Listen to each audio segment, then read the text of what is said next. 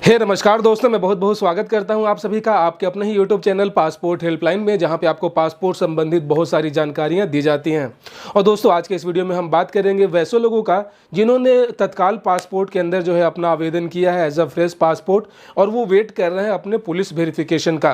दोस्तों, जैसे कि आपको पता भी होगा कि हर एक एप्लीकेशन का जो है पुलिस वेरिफिकेशन किया जाता है, आइदर वो फ्रेश एप्लीकेशन हो, री इशू हो, रिन्यूअल हो, या फिर तत्काल में हो, नॉर्मल हो। हर एक पासपोर्ट में जो है आपका पुलिस वेरिफिकेशन का क्लियर होना जरूरी है।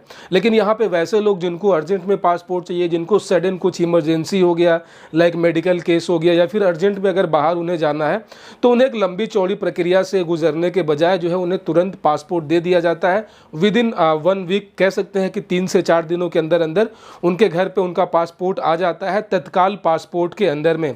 तत्काल का जो फैसिलिटी है स्पेशली उन लोगों को दिया जाता है जिनके पास एक वैलिड रीज़न हो, जिनके पास एक जो है जेन्युइन कारण हो, और उनके पास 3 पर्सनल डॉक्यूमेंट्स। क्योंकि नॉर्मली जो नॉर्मल पासपोर्ट्स होते हैं वहाँ पे आपको सिर्फ एक एज अ आईडी प्रूफ देना होता है, और एक कोई आईडी प्रूफ देना होता है as a address proof.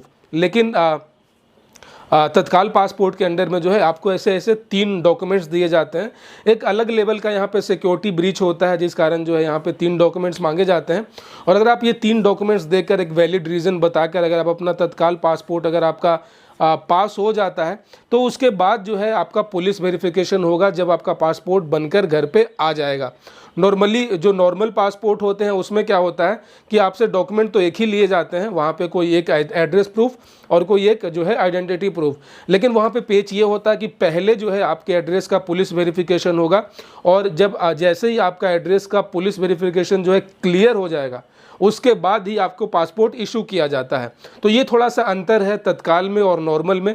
Normal जो है तुरंत दे दिया जाता है विदाउट एनी, कह सकते हैं कि on basis of prior police verification.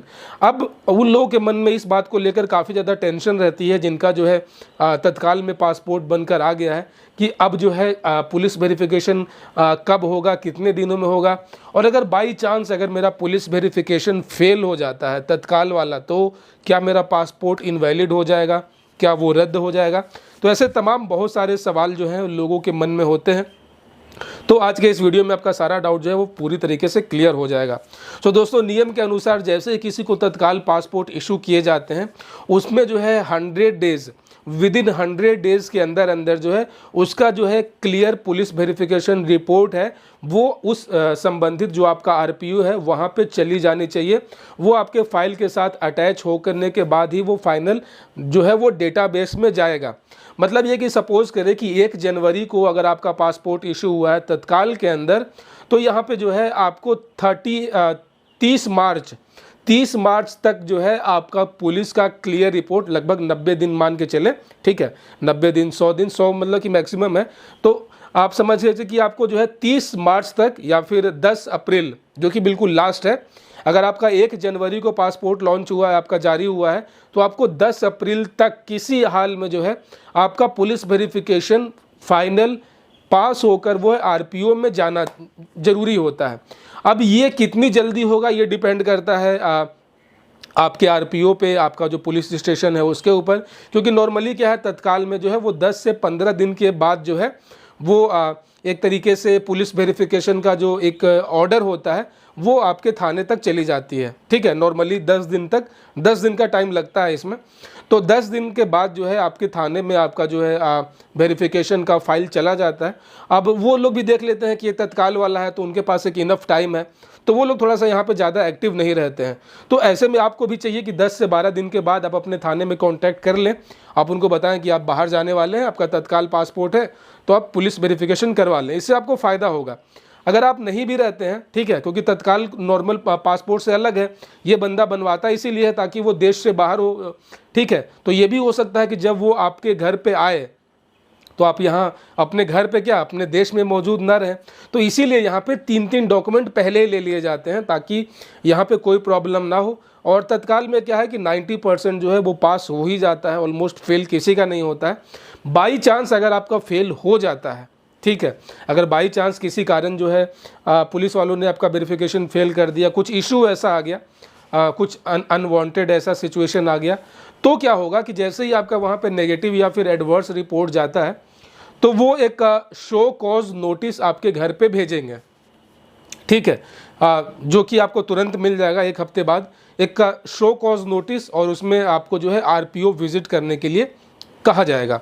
अगर आप इंडिया में हैं तो आपको जो है ऑनलाइन अपॉइंटमेंट लेकर जो है वो आपको विजिट करना होगा। और अगर आप इंडिया से बाहर हैं, किसी कंट्री में हैं, तो जो है आपका वहाँ पे जो इंडियन एम्बेसी होता है, ठीक है, मान लें कि अगर आप दुबई में हैं और अगर आपका यहाँ वेरिफिकेशन फेल हो गया तो घर पे तो लेटर आ जाएगा, घर वाले आपको बता देंगे कॉल पे, या फिर अगर आपके मेल पे भी चला जाएगा, आप मेल तो कहीं से भी चेक कर सकते हैं। तो आपको जो है इंडियन एम्बेसी जाकर वहाँ पे जो है एक प्री पुलिस वेरिफिकेशन का जो है वहाँ पे आपको एप्लीकेशन देना होगा, और फिर से जो है वो वहाँ से इंडिया आपका जो आरपीओ है वहाँ पे उसका एप्लीकेशन आएगा, और फिर से आपके थाने के द्वारा जो है आपका वेरिफिकेशन करने का जो प्रोसेस है उसकी शुरुआत की जाती है। कुल मिला जुला के ये दोस्तों कि किसी भी हाल में, सूरत हाल में आपकी एप्लीकेशन पे पुलिस वेरिफिकेशन जो है वो पास होना ज़रूरी है, सक्सेस होना ज़रूरी है, आप इंडिया में रहें या फिर इंडिया से बाहर रहें, ठीक है। और अगर रेयरेस्ट इन द रेयर में अगर ऐसा होता है कि आपका पुलिस वेरिफिकेशन बार बार फेल हो रहा है किसी जेन्युइन रीज़न के कारण, तो जो है आप किसी भी कंट्री में रहेंगे वहाँ से आपको वापस इंडिया डिपोर्ट कर दिया जाएगा। तो ये थोड़ा सा यहाँ पे टेंशन वाली बात होती है, लेकिन नॉर्मली ऐसा किसी के साथ नहीं होता है। अनलेस एंड अनटिल अगर आप सिटीज़न ऑफ इंडिया नहीं है तो ही आपको ऐसा हो सकता है, नहीं तो नॉर्मली ऐसा कुछ होता नहीं है, ठीक है। सो दोस्तों ये था यहाँ पे एक छोटा सा इन्फॉर्मेशन जो बहुत सारे मेरे सब्सक्राइबर जानना चाह रहे थे, मुझे बहुत सारे कमेंट्स मिल रहे थे।